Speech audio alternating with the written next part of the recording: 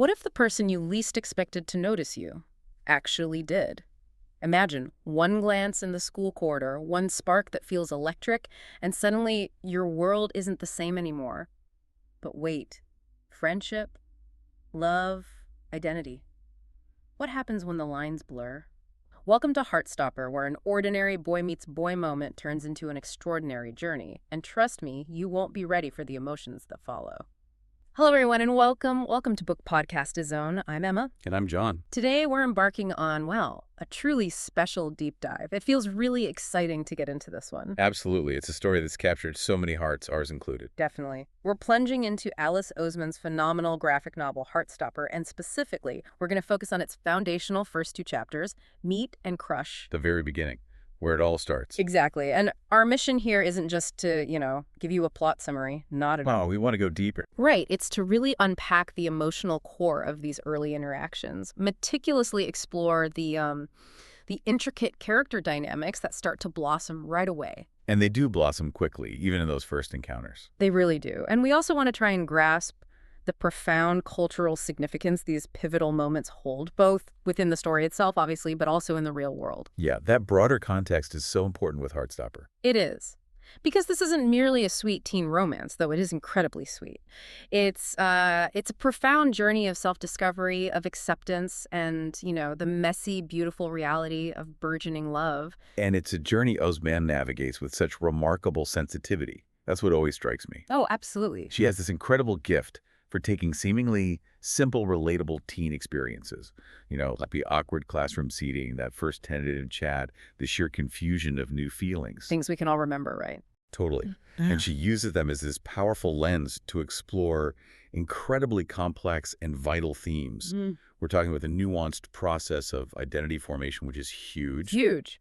And the often tricky dynamics of consent, even in small interactions. Which she introduces really early on, quite powerfully. Exactly. And then there's the exhilaration and the sheer vulnerability of first love, plus the essential need for allyship, for having someone in your corner. It's all woven into the very fabric of these early pages, isn't it? It's not heavy-handed, but it's definitely there, subtly setting the stage for everything that follows. Precisely. It lays the groundwork so effectively. Now, to help us navigate this really rich tapestry, we've been deeply immersed in a wealth of sources. We've looked at the graphic novels themselves, obviously, but also some fantastic analysis that really helped us crystallize the emotional arcs and those vivid scenes within Heartstopper. Yeah, breaking down how those visual elements work with the dialogue is key, too. For sure. So think of us as your expert guides, hopefully. We're sifting through the layers to bring you the most potent nuggets of insight we can find. Trying to connect the dots. Exactly. Our aim is to help you, listening out there, truly immerse yourself in the world of Charlie Spring and Nick Nelson. We want to understand not just what happens, but why it matters so deeply. Why does this story resonate? And it does resonate. Yeah. What truly hits home here is how universally this story connects. It's kind of amazing. It really is. Whether you've been following Charlie and Nick since their webcomic days, the very beginning. The OGs. Right. Or maybe you devoured the Netflix adaptation, which brought it to a whole new audience. A massive audience. Or perhaps you're just discovering it now, maybe through this deep dive.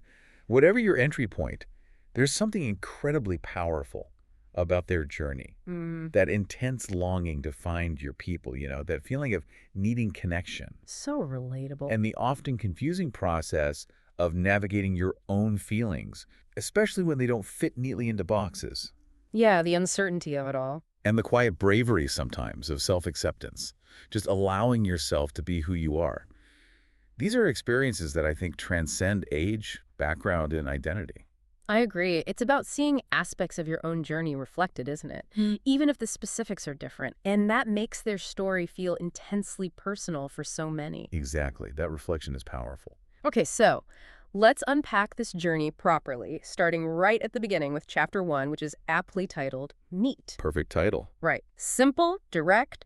We're transported back to the familiar, somewhat dreary setting of Truham Grammar School for Boys. You can almost smell the chalk dust and teenage angst. Totally. It's a chilly, gray January, the unwelcome return after the holidays, and you can almost feel that collective sigh of teenagers dragging themselves back into the routine. Ugh, the worst feeling. It's the worst.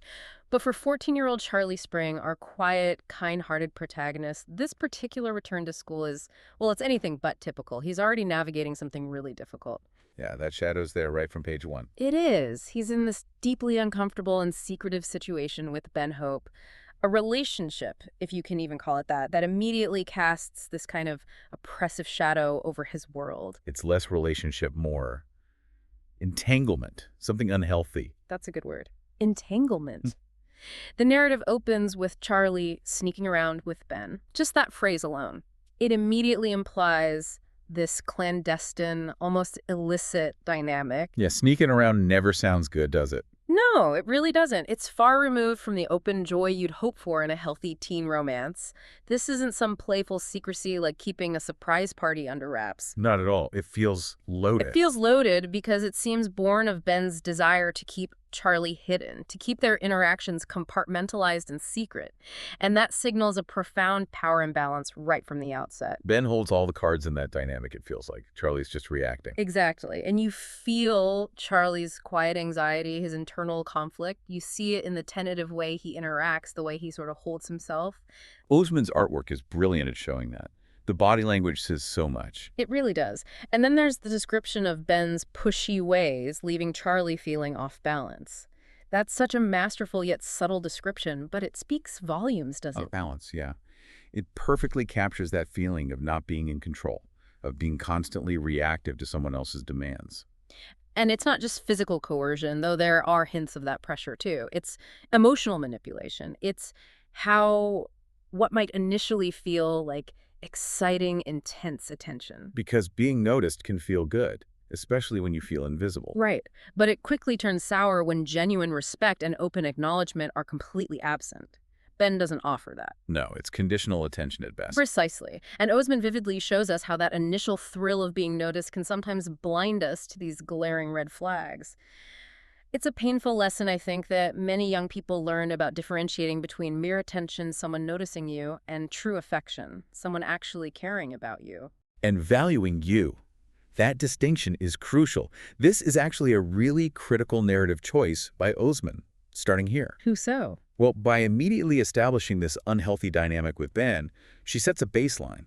Like, right away, we see what isn't healthy, what isn't genuine care. That's a great point. It gives us a contrast later. Exactly. It provides that immediate frame of reference. Because many early teen relationships, as this story acutely observes, are just fraught with confusion. You're trying to figure out desire versus emotional well-being, and they can get tangled. Especially when hormones are flying and you're just trying to navigate social hierarchies. For sure. And Ben's behavior, treating Charlie like a secret, consistently pushing his boundaries, ignoring his discomfort. It's a stark portrayal of a lack of consent and respect, even in those seemingly small moments. Yeah, the pressure, the expectation. Right. It's a critical lesson for young people, and frankly for all of us, about recognizing these patterns early on. You need to see the signs. And trust your gut when something feels off. Absolutely. Oseman uses this initial discomfort, this off-balance feeling Charlie has, to underscore the importance of self-worth and the courage it takes to advocate for your own boundaries, even when you desperately crave connection. Which Charlie clearly does. He seems quite isolated otherwise. He does, and that makes him vulnerable to someone like Ben. That distinction you mentioned between attention and true affection, it's so vital and often so hard to discern when you're 14, 15, still figuring out who you are, what you deserve. It's murky territory. And I think you, listening out there, you might remember those initial, sometimes uncomfortable relationships from your own adolescence. Maybe not exactly like Charlie and Ben's, but that feeling. That struggle to recognize your own worth. Yeah, that struggle. Or just differentiating between what feels exciting, maybe even a little dangerous, and what feels genuinely good and supportive. Yeah, excitement isn't always healthy. No. Charlie's quiet battle really resonates because it mirrors those internal conflicts so many young people face, often in silence, thinking they're the only ones. It's a reminder that not all attention is good attention. And true connection, real friendship, real love, it should never come at the cost of your self-respect or your safety. Amen to that. But then, just as we're settling into this rather bleak emotional landscape for Charlie, The clouds part. kind of, amidst the mundane drone of form class, the universe, it seems, has other plans. Fate steps in. Or just the school administration's seating chart. Huh. Yes, maybe just the seating chart. But it feels like fate. Charlie gets seated next to Nick Nelson. Dun, dun, dun. Right. And Nick is immediately presented as different. He's a year older, year 11 to Charlie's year 10. He's a celebrated rugby star, the Rugby King, as Tao later calls him. So immediately positioned as popular, athletic, maybe even a bit intimidating from Charlie's perspective. Potentially. And he radiates this undeniable charm and energy. But it's not a threatening energy, it's warm. And it stands in such stark contrast to Ben's tense, uncomfortable, hidden presence. Light and shadow, almost. Exactly. It's like a sudden, unexpected burst of sunlight into Charlie's otherwise cloudy January, a tangible breath of fresh air. This isn't just meeting a new classmate. It's an immediate, intriguing counterpoint to Charlie's current emotional landscape. A potential way out, maybe? Or just something different? Something different. And their very first interaction, as Oseman depicts it, is just glorious. It's an ink-stained mess. The pen explosion. Classic. It's so good. Nick's pen explodes, splattering ink everywhere on his hands, on the desk, probably on Charlie too. It creates this wonderfully chaotic and humorous scene. It's immediately disarming. Completely. It's not some grand romantic declaration, obviously. It's an awkward, relatable, utterly human moment that instantly shatters any pretense or social barriers. No time for awkward silence when there's ink everywhere. Right. It forces them to interact, to laugh about it, and it's this small, unpretentious mishap that sparks what the narrative calls an instant bond. A moment of shared, unburdened laughter. That's powerful. It really is. It bypasses all the usual high school posturing and gets straight to genuine human connection. And what strikes me is Nick's reaction. Yeah, he doesn't freak out. No. The casualness, the lack of embarrassment from Nick about making a mess, it immediately puts Charlie at ease in a way Ben never, ever did. Ben would probably be mortified or try to hide it. Or blame someone else? Probably. Nick just owns it, laughs it off. It shows his character right away. It's actually a brilliant stroke of character development, that little moment. Oseman uses these seemingly mundane details, an exploding pen, a shared laugh over the mess, to reveal so much about Nick. Without needing paragraphs of exposition. Exactly. His immediate lack of concern over the ink, his easygoing nature, it speaks volumes. He comes across as authentic, unpretentious. Like he's comfortable in his own skin. Mm-hmm. And this immediately registers with Charlie, who we know is so used to guarded, uncomfortable, even manipulative interactions with Ben. It must feel like night and day. It must. It's in these small, everyday moments, depicted with such visual warmth in the comic panels, that the most profound connections often begin. They're built on a foundation of realness and shared vulnerability. Like laughing together at your own clumsiness. Right. Rather than some fabricated perfection or trying to impress each other. And this, right here, is where we see the groundwork for true consent and comfort being laid. It contrasts so sharply with the Ben dynamic we just saw. That's a really important point. The comfort level is instantly different. It is. And that authenticity, that comfort, it continues to build when Nick does something else unexpected. The rugby invitation. Yeah.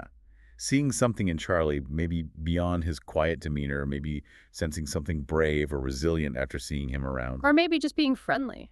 Or maybe just being friendly. He invites Charlie to try out for the rugby team. Now, this is interesting because the text explicitly says Charlie is more of a runner than a tackler. Right. He's got speed, maybe, Yeah. but not the physicality usually associated with rugby. Exactly. It immediately tells us this isn't his natural element. We pictured Charlie as maybe more artistic, maybe musical, definitely not a rough-and-tumble sportsman. He seems more like an indoor kid, you know. Totally, but he goes for it, which is also significant. He accepts the invitation. He takes the risk, steps out of his comfort zone. He does. And surprisingly, or maybe not so surprisingly, given his quiet determination, he holds his own during practices and games. He uses his speed, he gets involved. And the narrative mentions he earns props from the team. Yeah, which is huge in that kind of environment, earning respect from the established players. Validation. Definitely validation. And more importantly for our story, he gets closer to Nick. This shared experience, this deliberate step outside his comfort zone. Which Nick facilitated by inviting him. Right. It not only strengthens their burgeoning bond, but also seems to foster Charlie's self-confidence. He's proving something to himself, and maybe to Nick too, that he's capable of more than perhaps even he thought. It connects back to what you were saying about pushing past self-imposed limits. This highlights a crucial theme, how shared activities can build real friendships. For sure. Doing something together, working towards a common goal. But it's more than just friendship building here, I think. It's about discovering unexpected talents. Maybe Charlie is surprisingly good at certain aspects of rugby. And it's about forming alliances outside your usual, perhaps more introverted social circle. Expanding your world a bit. Exactly. For Charlie, engaging in rugby isn't just about the sport itself. It feels like a metaphor for opening himself up to new experiences and, importantly, new emotional risks. Like the risk of getting closer to Nick. Precisely. And the visual progression in the comic is key here, too. You see Charlie tentatively trying, maybe looking a bit lost at first. Yeah, those early panels where he looks so small compared to the other players. Right. But then you see him gaining confidence on the field, finding his footing. And that beautifully mirrors his internal growth and his burgeoning comfort, specifically with Nick. It's about being seen and valued for who you are, even, or perhaps especially, in an unfamiliar setting. It really emphasizes the transformative power of trying new things, doesn't it? Even when you feel completely ill-equipped or totally out of your depth. We've all been there. Oh, absolutely. And you, listening, you might recognize that feeling, that hesitation that, can I really do this moment before diving into something unfamiliar? Whether it's a sport, a club, a new job, anything. Exactly. But as Charlie's story shows us here, it can lead to unexpected personal growth. And crucially for this narrative, it can lead to new, meaningful relationships that you might never have found otherwise. It can expand your world in ways you just couldn't have predicted if you'd stayed in your safe zone. It's a gamble that pays off for Charlie in more ways than one. Definitely. But just as things seem to be looking up with this positive connection forming, the past intrudes again. Oof. Ben. Here's where the narrative tension just ratchets up significantly, bringing us to a really pivotal and frankly quite scary moment in Chapter 1. Yeah, this scene is intense. Ben, our unwelcome antagonist, corners Charlie again. But this time it escalates. He becomes aggressive in a hidden spot, away from prying eyes. That hidden spot detail is chilling. It emphasizes the predatory nature of it. It really does. The immediate tension, the fear, the palpable sense of vulnerability this evokes in Charlie is excruciating to read or watch if you've seen the show. Oseman masterfully depicts this visually. There's a sense of claustrophobia. The panels often close in on Charlie, emphasizing his isolation and distress. You feel trapped with him. You really do. It's a truly frightening moment, and it underscores the ongoing threat and the profound lack of safety Charlie experiences whenever Ben is around. It's not just awkwardness anymore. It's danger. It crosses a line. Definitely crosses a line. But then, just as things reach this dangerous peak, this point of real fear, Nick appears, like a guardian angel. Almost. Nick bursts in, seemingly just in time. His entrance feels like this sudden, powerful intervention. And he doesn't just stand there, he acts. He pulls Charlie away. Yes. Pulling Charlie away from Ben with this decisive, protective gesture, it's immediate, instinctual almost. And he doesn't just intervene physically. No, the emotional support is just as important. Crucial. He offers Charlie a much-needed shoulder to lean on, both literally and figuratively. It's this profound physical and emotional comfort right when Charlie needs it most. It's more than just being a nice guy. It feels significant. It feels incredibly significant. This isn't mere friendship. It's an act of deep, protective care. And it speaks volumes about the depth of feeling Nick is already developing for Charlie, even if he doesn't fully understand it himself yet. Right. And in that tender post-crisis moment after Ben is gone, everything shifts, doesn't it? Everything. You can feel the change in the air. Charlie's heart races, and the narrative tells us this not just from the leftover fear, but from a new, exhilarating awareness of Nick's presence, his closeness, his protection. The adrenaline mixes with something else. Exactly. And Nick, for his part, feels a pull he can't quite place. A magnetic draw towards Charlie, an undeniable spark. The first real explicit acknowledgement of that kind of connection. Yes. This is the first undeniable spark of attraction. It's a silent, electric acknowledgement of something far deeper than friendship brewing between them. And it's visually communicated so effectively, their close proximity, the shared gaze, the sudden intimacy of the moment. Oseman's skill truly shines right here, I think. Depicting these first flutters of attraction, as the analysis called them. She masterfully blends the raw tension of the preceding danger with genuine, heartfelt emotion. It's such a quick turnaround emotionally, but it feels earned. It does. And this is the instant the dynamic irrevocably shifts. It goes from friendly rugby teammates or new friends into something more profound and, crucially, more uncertain. Where does this go now? That's the big question hanging in the air. And that protective instinct from Nick. It isn't just about being a good person, though he clearly is.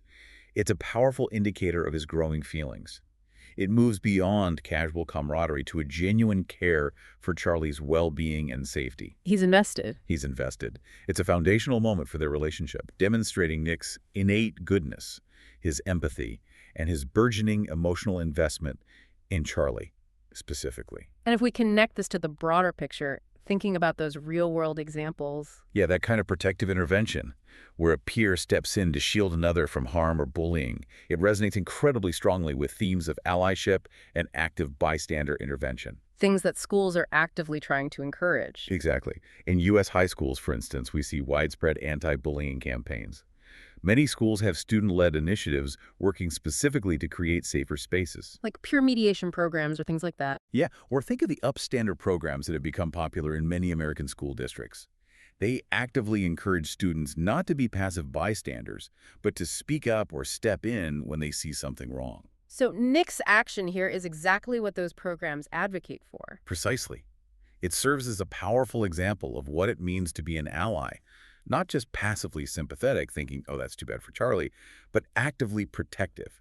It reflects a real cultural push within U.S. educational systems for more proactive peer support and for fostering environments where such interventions are not just encouraged, but actually celebrated. Making it okay, even cool to stand up for someone. Right, which is a huge cultural shift. So, okay, let's pause and think. What does this all mean for us, having explored Chapter 1 in this much detail? What are the key takeaways? Well, it definitely lays some crucial groundwork. For sure, it highlights the thrill of new meetings that spark with Nick, but it also starkly presents the glaring red flags that signal unhealthy dynamics, like the whole situation with Ben. Showing both sides of the coin early on. Exactly. And maybe most importantly, it shows the undeniable, life-altering power of supportive friends or potential friends stepping in. The power of kindness and intervention. It sets up the core conflict of Charlie's past trauma versus his present potential happiness, and it establishes the central, heartwarming potential of his future with Nick. It's a testament to how, even in the darkest moments, a new connection can emerge as this beacon of hope. It ends Chapter 1 on a note of cautious optimism, maybe, despite the scare. I think so. There's danger, but there's also this powerful, positive force entering Charlie's life. And if we connect this to the broader picture again, Charlie and Nick's story, even just in this first chapter, deeply echoes the growing wave of queer teen narratives we've seen gain immense prominence throughout the 2020s. It feels like part of a larger movement in YA literature and media. Definitely. And the Netflix adaptation of Heartstopper in 2022 was, well, it was a cultural watershed moment, wasn't it? Oh, huge. It felt like everyone was talking about it. It didn't just entertain millions globally. It really felt like it opened doors for more open talks about identity. It created this mainstream platform for crucial conversations about sexuality, gender, mental health. Conversations that are still incredibly relevant today in 2025, maybe even more so. Absolutely. And unlike some earlier queer narratives, which maybe focus very heavily on trauma or the struggle of coming out, Which are also important stories, of course. vitally important. But Heartstopper puts a strong emphasis on queer joy, on acceptance, on the beauty and sweetness of first love, even amidst the difficulties. And that felt like a significant, powerful shift in the narrative landscape. It offered a different kind of representation, one focused on hope. Exactly. Hope and warmth. And you mentioned the impact, especially in the U.S., the impact of the Netflix show on LGBTQ plus visibility in media and on conversations within communities. It really cannot be overstated. No, it became a phenomenon. We've seen its themes, its characters discussed and celebrated at Pride events across countless U.S. cities. You know, from the huge parades in New York and San Francisco. Icons of pride. Right. But also in smaller local community gatherings, maybe in places like Austin, Texas, or Portland, Oregon, or countless towns in between. Youth empowerment and visibility are so often central to these celebrations now. Giving young people a voice and a space. And Heartstopper has become a genuine touchstone for that.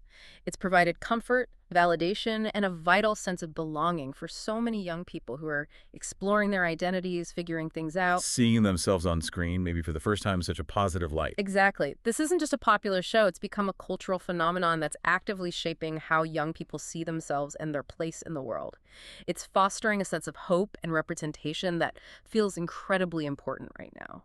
That feeling of being seen is powerful. The importance of seeing oneself reflected in media, especially during those really formative teenage years, it's truly immeasurable.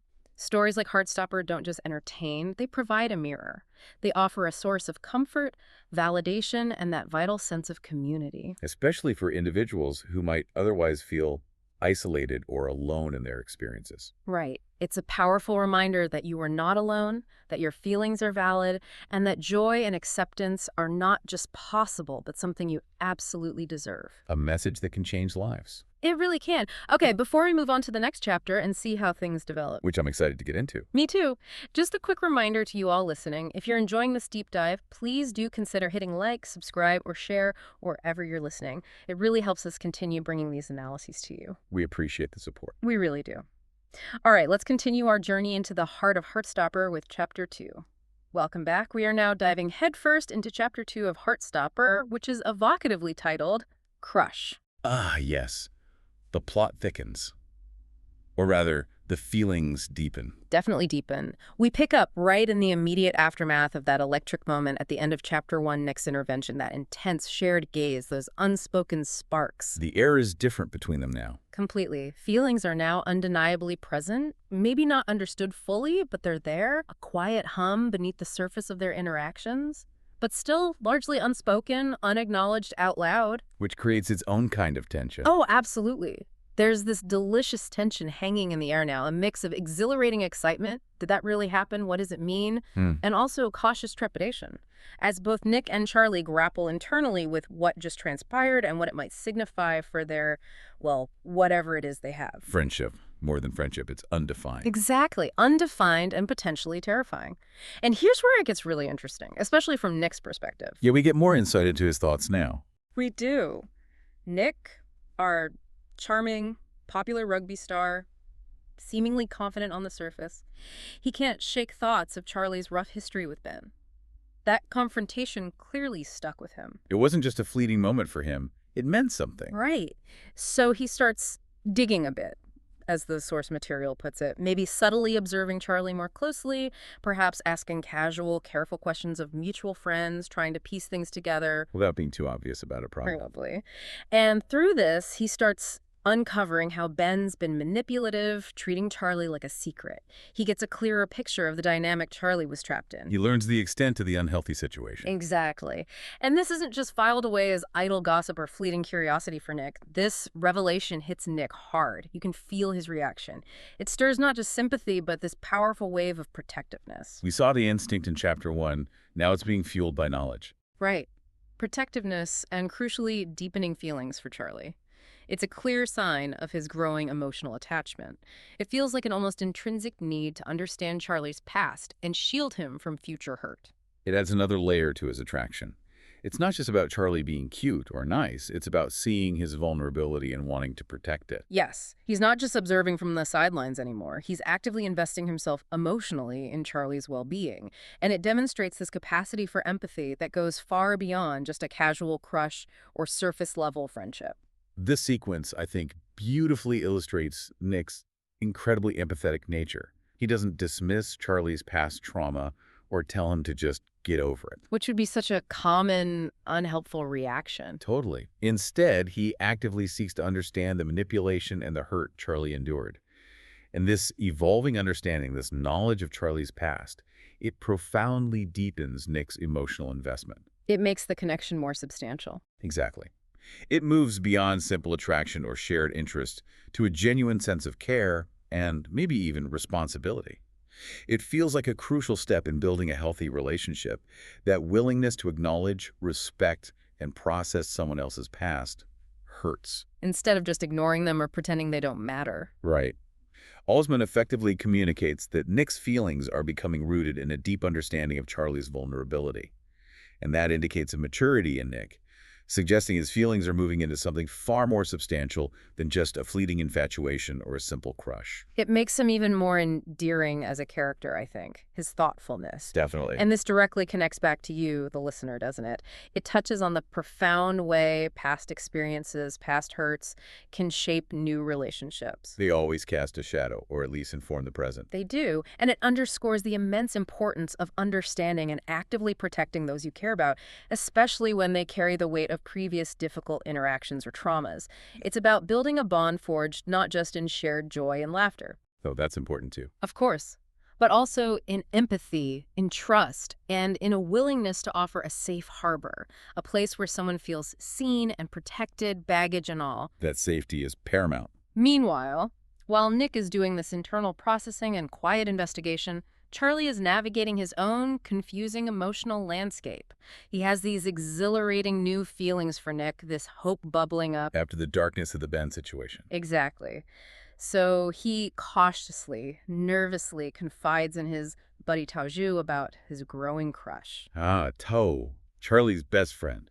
Fiercely loyal, but maybe a bit protective. Fiercely protective and maybe a bit cynical, too. This act of admitting such deeply personal feelings, especially when they feel so uncertain and potentially precarious, it's an incredible display of vulnerability from Charlie. Yeah, telling your best friend you have a crush is a big deal, especially in this context. It is. He's putting his heart on the line with someone he trusts implicitly. However, Tao's reaction isn't quite the unequivocal support Charlie might have hoped for. No, Tao throws some cold water on it. He really does. Tao, perhaps being well-meaning in his own way, wanting to protect Charlie from getting hurt again. Especially after seeing what happened with Ben. Right.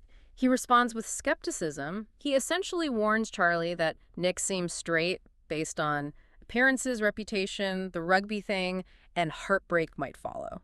The classic, he's lovely but he's straight, don't get your hopes up speech. Exactly that Yeah. speech, which is just crushing to hear when you're already feeling vulnerable. Oseman masterfully captures that raw vulnerability of admitting feelings to friends, particularly in this early stage of queer discovery, maybe before you're even sure yourself what's happening. It feels so real. It's a moment so many young people, especially LGBTQ plus youth, can relate to.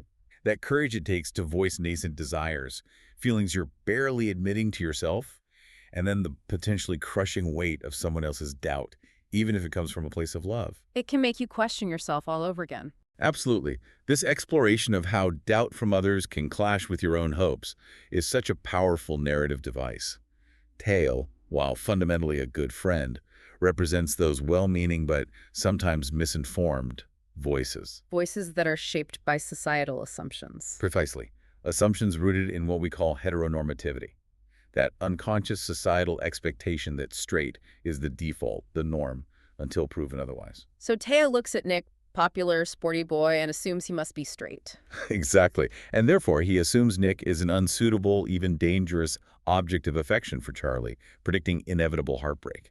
It's this ingrained heteronormativity that makes it incredibly difficult for young people to even recognize their own queer feelings sometimes. Let alone voice them. Right. Because they fear judgment or disbelief or simply a lack of understanding, like Charlie gets from Tao here. It highlights both the internal and the external pressures of self-discovery, especially when your feelings challenge these unspoken societal rules. That's such an insightful point about heteronormativity being the backdrop here. It really speaks to the immense courage it takes for Charlie to even have these feelings, let alone voice them to Tao. Even voicing them is a risk. And then the experience of receiving those mixed reactions, maybe support from some eventually, but initial skepticism from others, that's a universal challenge, I think, in navigating the complexities of your own heart, regardless of orientation. People projecting their own fears or assumptions onto you. Yeah. It's a journey of quiet bravery, isn't it? Pushing back against assumptions, even those coming from people who genuinely care about you, like Tao does for Charlie. It takes strength to hold on to your own feelings in the face of doubt. It really does. But despite these external doubts from Tao and maybe Charlie's own internal anxieties, the connection between Nick and Charlie continues to deepen organically. It moves beyond the structured environment of school and rugby practice. Into more personal spaces. Exactly. Oseman shows how their hangouts level up, evolving from just casual encounters in the corridor or on the pitch into something far more personal and profound. This is where the bedrock of their relationship really starts to form. The comfort level increases. Massively. Picture this. Nick starts swinging by Charlie's place, maybe ostensibly for homework sessions, but inevitably these sessions quickly turn into fun chats. The homework gets forgotten pretty quickly, I imagine. I bet. Yeah. The textbooks might be technically open, but their hearts are opening even wider. They're sharing jokes, falling into comfortable silences, sharing little insights into each other's lives, their families, their interests outside of school. Building that shared world. And then we see the reverse. Charlie visits Nick's cozy home. This feels like a big step, entering Nick's personal domain. He meets Nick's beloved dog, Nellie. Nellie, an icon in her own right. Truly, meeting the dog is always a significant relationship step, right? Definitely. Dog approval is key. And they share laughs over video games, just hanging out, being teenagers. These seemingly innocent moments, studying together, playing Mario Kart, petting the dog, they are incredibly significant. They build trust, comfort, intimacy. And an almost domestic intimacy, wouldn't you say? Seeing each other in their home environments, relaxed, guards down. It's in these settings that they truly start to see each other, not just as Charlie Spring, the quiet boy, or Nick Nelson, the rugby lad, but as whole people. Observing each other's quirks, habits, true personalities away from the school context. Exactly. And during these hangouts, you start to notice the subtle physical shifts, too. The narrative highlights playful touches and lingering looks. The electricity is building. It really is. Maybe a hand brushing against another when reaching for a controller, maybe eye contact that holds for just a beat too long across the sofa.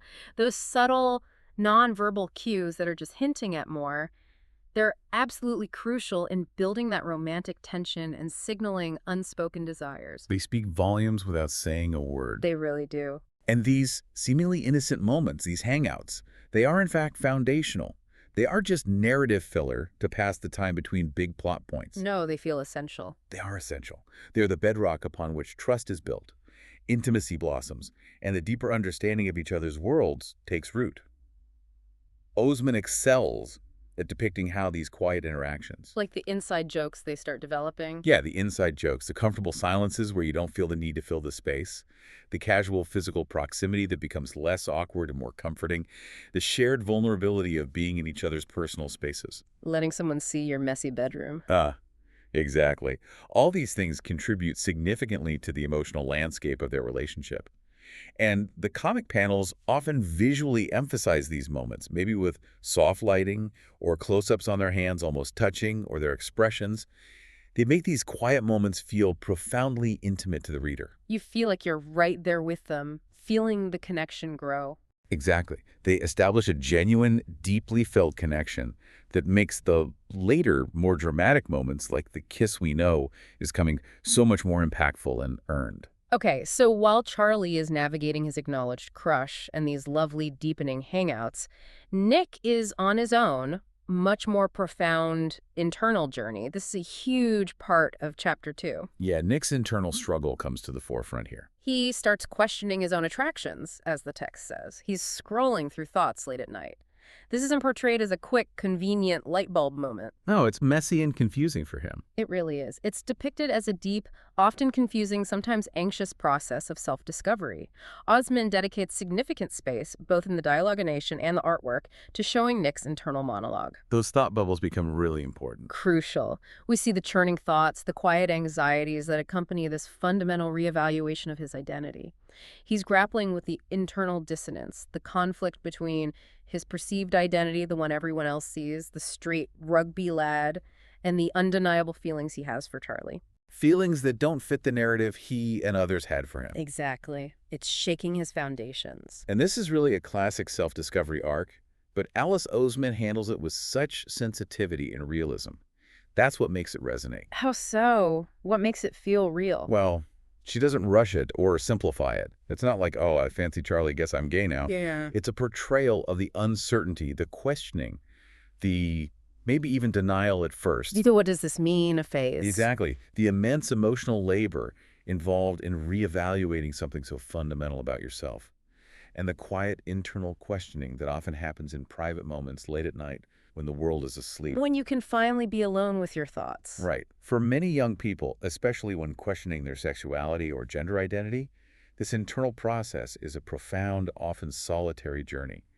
Ozen uses those internal monologue bubbles, subtle changes in Nick's facial expressions in the artwork, like a furrowed brow, a distant look, and even the framing of panels to visually convey his confusion and the weight of his thoughts. Making the internal visible. Yes, it's a masterful depiction of an individual coming to terms with a part of themselves they hadn't previously acknowledged, and the vulnerability, the fear, the excitement that entails. And thinking about the U.S. context again, this internal journey Nick undertakes, especially the scrolling through thoughts late at night, Yeah. it deeply connects to a really common experience for young people in the U.S. today, using online resources or social media to explore their identity and find community. The late night internet deep dive. Exactly. Often, these deeply personal explorations happen late at night in the quiet privacy of their bedrooms. They might be scrolling through forums like Reddit, maybe specific subreddits for LGBTQ plus youth, or finding TikTok creators sharing their experiences, or reading fan fiction that explores similar themes, or even just Googling, "Am I gay?"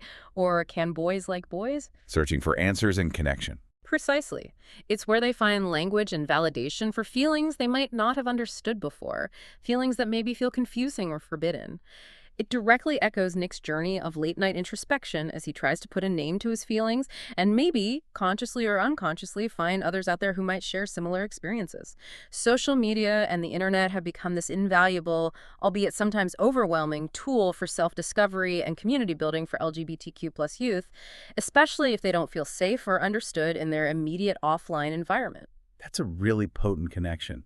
The screen becoming a space for exploration. It really is, and it highlights the universal experience of self-discovery, but also the unique challenges faced when questioning one's sexual identity in a world that, for so long, as we discussed, has assumed heteronormativity as the default. Making that questioning feel like a deviation rather than just another possibility. Exactly. It's a journey of quiet bravery, often undertaken alone in those initial stages, fueled by confusion and hope, but ultimately leading towards a deeper, more authentic understanding of oneself. Hopefully. Hopefully. Okay, so Nick's questioning, Charlie's crushing, the hangouts are getting cozier, the tension is palpable. And now, finally, for the climax of Chapter 2, the moment everything changes again. Harry Green's birthday party. Harry Green's infamous wild birthday bash. You have to picture the scene. Loud music thumping, maybe flashing lights, the chaotic, slightly overwhelming energy of a packed teen party. Sweaty bodies, spilled drinks, people yelling over the music. Sensory overload. Totally. Yet, amid all this external chaos, the most intimate and significant moments unfold between Nick and Charlie, which is, again, a testament to the power of their burgeoning connection, cutting through all the noise. They find their own bubble. They do. Amid the loud music, the surging crowds, the general adolescent exuberance, and maybe awkwardness, Nick and Charlie manage to sneak away for a quiet talk. The classic party escape move. Find a quieter room, a staircase, the garden. Exactly. It's a staple in teen narratives for a reason, finding that moment of calm within the storm, carving out a bubble of intimacy from the overwhelming surroundings. And it's in this secluded spot, this shared private space away from prying eyes and drunken friends, that it happened. The moment we've been waiting for. The moment. The electric first kiss. The narrative describes it as being full of surprise and joy. And you can almost feel the emotional intensity of this pivotal moment. All the buildup pays off. Completely. It's the culmination of all the unspoken feelings, the hesitant touches, the lingering looks, the rugby field rescues, the cozy hangouts, the late-night thoughts, the quiet confessions made through actions rather than words. It's a release of tension. A huge release. It's a breathtaking step forward for both of them, a concrete manifestation of their mutual attraction and burgeoning love. And the artwork, again, captures this so beautifully, often with a burst of color, like those famous Oseman leaves, or a tight focus just on their faces, amplifying the emotional weight and shutting out the rest of the world for that instant. Yeah, Oseman masterfully builds the suspense throughout the first two chapters, meticulously laying the groundwork with all those small moments we discussed, leading inevitably, but still surprisingly, to this truly significant event. It feels both inevitable and shocking when it happens. It does. And a first kiss, especially this first kiss, isn't just a physical act. It's so much more. It's an emotional validation. Okay, maybe Tao was wrong for Charlie. okay, these feelings are real and maybe reciprocated for Nick. It confirms everything they were hoping for but didn't dare say. Right. It's a rush of excitement, a moment of profound vulnerability, putting yourself out there like that, and often a moment tinged with the fear of the unknown. What happens now? The big question mark. It's the concrete manifestation of all that emotional buildup, and it shifts everything they thought they knew about their relationship and maybe even about themselves, particularly for Nick. It cements the shift from friendship to romance. Undeniably. It's proof that crushes can indeed evolve into something profound, something real, even amidst the distracting noise of party vibes and external pressures and internal confusion. This kiss irrevocably changes their dynamic, solidifying their connection in a deeply romantic way. But Oseman doesn't just give us the perfect happy ending to the chapter. No, that would be too easy. Right. As is often the case in budding teen romances, and frankly in life, this perfect, exhilarating moment is almost immediately followed by disruption. The interruption. The interruption. Someone walks in, the moment is broken, it leaves them flustered and pondering what's next. Back to reality with a thud. Exactly. It's the bittersweet reality of adolescent romance, isn't it? Moments of pure, unadulterated joy often come tangled with immediate questions, external pressures, social awkwardness, and the looming uncertainty of the future. Can they navigate this now? How will others react? What does Nick really feel? All those questions flood back in. The sudden break in the moment leaves them, and us, you the listener, right on the edge of your seat, wondering what this kiss truly means for their nascent relationship and the complex path that undoubtedly lies ahead. It's an expert cliffhanger. Classic Oseman, leaving us desperate for the next volume or the next episode. Absolutely. Leaves you yearning for more. Okay, so let's try and sum up Chapter 2. What have we seen? A lot. We've navigated the complexities of crushes, both acknowledging them and dealing with others' reactions. We've seen the confusion and the quiet bravery involved in questioning your sexuality, primarily through Nick's journey. We felt the sweetness and intimacy of budding romance in those quiet hangouts. And we experienced the profound, transformative power and subsequent awkwardness of a first kiss. It's a chapter packed with internal turmoil, exhilarating breakthroughs, and the definite promise of deeper exploration to come. It really sets the stage for the core relationship dynamics and conflicts. Now, context-wise, thinking bigger picture again. Yeah, this ties directly into that real-world push for better LGBTQ+ representation and, crucially, inclusive environments in schools. Where these characters are actually living their lives. Exactly. The source material mentioned UK initiatives in 2025 promoting inclusive education. And while the specifics might vary, the sentiment is global. It feels directly inspired, at least in part, by the cultural shift that stories like Heartstopper have helped to instigate or accelerate. Art influencing life. Absolutely. This isn't just about fictional characters having a nice time. It's feeding into real policy discussions, real curriculum changes, and the ongoing effort to foster genuinely safe and affirming spaces where young people could discover themselves without fear or judgment. The story's global reach means its impact, its themes, resonate far beyond its country of origin, influencing conversations everywhere. And to give you that US-based live example again, the themes in Heartstopper, especially around Nick's questioning and the potential reactions, resonate so powerfully with the ongoing debates and initiatives happening right now in American schools. It's a very live issue in the U.S. Extremely. From intense discussions and, frankly, political battles over inclusive curriculum like what books should be available in school libraries. Is LGBTQ plus history part of the curriculum, or is it ignored or even banned? The book ban issue is huge. Huge and deeply concerning. To the establishment and defense of safe spaces for LGBTQ plus students, like the Gay Straight Alliances or Gender Sexuality Alliances, GSAs, that provide vital support networks. Like all should face pushback themselves. They do. And then you have the direct challenges, the attempts to remove books featuring queer narratives, like Heartstopper itself in some cases, from school libraries or classrooms in certain states or districts. We see headlines about this constantly. Constantly. So you have this contrast. In places like California, there might be mandates for inclusive history education. In others, like Florida or Texas historically, you've seen laws like Don't Say Gay bills or widespread book challenges that create a climate of fear and silence. Heartstopper acts as this crucial touch point in these conversations. It becomes Exhibit A for why representation matters. Exactly. It showcases the positive impact of seeing diverse experiences reflected respectfully and joyfully in educational and social environments. And it fuels calls from students, parents, educators, and advocates for more widespread acceptance and inclusion. It really highlights the incredible power of a story that, let's remember, started as a webcomic. Just Alice Oseman sharing her art online. Right, and it grew into this massive cultural hit, demonstrating the phenomenal influence that grassroots storytelling, authentic voices can have on shaping mainstream discourse and maybe, just maybe, influencing policy decisions over time. From webcomic to global phenomenon influencing school debates. It's quite the journey.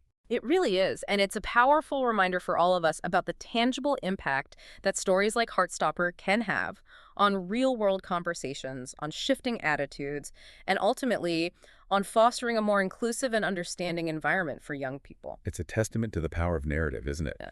To literally change the world, or at least open hearts and minds, one reader, one viewer at a time. Beautifully put, one mart at a time. Yeah. So, as we start to wrap up this deep dive into these foundational first 2 chapters of Heartstopper, wow, we've really journeyed through a whirlwind of emotions and pivotal moments, haven't we? We really have. From the lows of the Ben situation to the highs of that first kiss, it's a lot in just 2 chapters. It really is. We began with Charlie's difficult, quite frankly isolating and uncomfortable situation with Ben, a dynamic marked by secrecy, manipulation, and a profound lack of respect. It was crucial for setting that baseline, highlighting the glaring red flags in unhealthy relationships. Showing us what Charlie needed to escape from. Exactly. Then, almost like destiny, or just good luck with the seating chart, fate intervened. Charlie was seated next to Nick Nelson, sparking that instant authentic connection. The exploding pen connection. The best kind, a connection that built so organically through shared activities like rugby, stepping out of comfort zones, through moments of unexpected humor, and importantly, through Nick's growing protectiveness and empathy. We saw Nick's character develop alongside Charlie's. Definitely. And finally, we witnessed that absolutely electric first kiss at Harry's party, a moment of pure, exhilarating joy and validation for both of them. Followed swiftly by reality intruding. Right. Swiftly followed by the bittersweet uncertainty, the awkwardness, the what now, feeling that often accompanies new, profound feelings, especially in a challenging social environment, leaving us, the readers, yearning for what comes next. It perfectly sets up the ongoing narrative tension. It really does. So what we've meticulously explored here is the beautiful and sometimes messy evolution of a friendship blossoming into something undeniably more. It's not instantaneous, it builds. Layer by layer. Layer by layer. We've delved into the immense courage of self-discovery, particularly focusing on Nick's internal, often solitary journey of questioning his own attractions against the weight of societal expectations and his own perceived identity. That internal struggle is so key to his arc. It is. We've highlighted the immense importance of supportive relationships, whether it's Nick's protective instincts providing safety for Charlie, or even Charlie's vulnerable, though perhaps initially disappointing, confession to Tao. Reaching out is vital. Connection is everything. And we've touched upon the difficult but absolutely necessary process of questioning one's own identity in a world that doesn't always make that easy or safe. Oseman doesn't just tell a story here, she crafts an experience. It feels incredibly authentic and deeply human. And what's fascinating, continually fascinating, is how Alice Oseman's work provides such a nuanced, heartwarming, and truly crucial look at these universal yet deeply personal experiences. She just gets it right, doesn't she? She really does. Her ability to make these complex feelings, confusion, longing, fear, joy, resonate with so many people across different backgrounds, regardless of their own specific experiences with identity or romance, that's a testament to her storytelling genius. It speaks to the universality of those core emotions. Exactly. These narratives are just invaluable in the broader landscape of inclusive storytelling for young people. It fulfills that initial mission we set out with, to truly understand the complex emotions at play and the profound impact these stories have, both on individual lives and on the wider culture. And she doesn't shy away from the hard parts, like the bullying or the mental health struggles that come later, but she always grounds it in hope and kindness and the power of connection. That balance is key to Heartstopper's appeal. It feels real, but hopeful. So, thinking about you, our listener, what does this all mean for you as you reflect on these early chapters? They don't just introduce characters we grow to love. No, they do much more than that. They establish the core emotional conflicts, the internal ones and the external ones.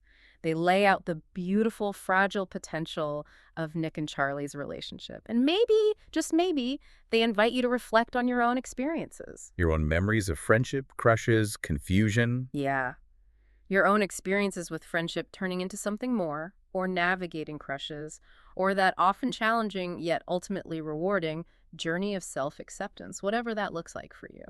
It's about recognizing those quiet sparks, maybe, that can ignite a whole new path in your own life. And finding the bravery it takes to follow them, even when, no, especially when the destination feels uncertain. That leads beautifully into a final thought, perhaps. Too. Well, as we connect this all back to the bigger picture, Heartstopper, even just in these first 2 chapters, shows us something quite profound. That the most ordinary of beginnings, literally, a simple seating arrangement in a classroom, an exploding pen, So mundane. so mundane, can spark the most extraordinary journeys of love and self-acceptance. And this, I think, raises an important question for all of us to consider, something to mull over. Okay.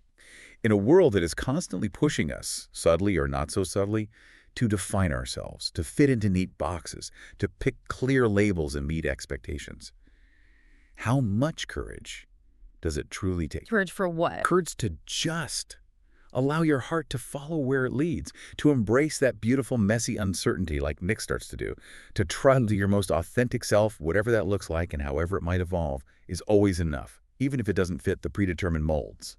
How much courage does it take to just be? Wow. That's a powerful thought to end on.